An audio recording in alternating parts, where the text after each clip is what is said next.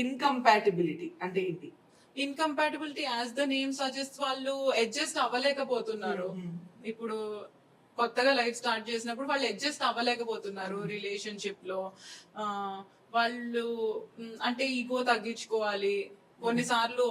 It's more about adjustment and accommodating కదా, అది provide చేయలేకపోతున్నారు రిలేషన్షిప్ లో. అలా డిఫరెన్సెస్ వస్తున్నాయి, దాని వల్ల గొడవలు ఆర్గ్యుమెంట్స్ అవుతున్నాయి.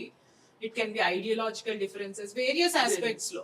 ఇంకా కలిసి ఉండలేరు వాళ్ళు ఇంత డిఫరెన్సెస్ వచ్చాక. They are not able to be happy or have a good time. So అందుకని they want to be out of. Okay.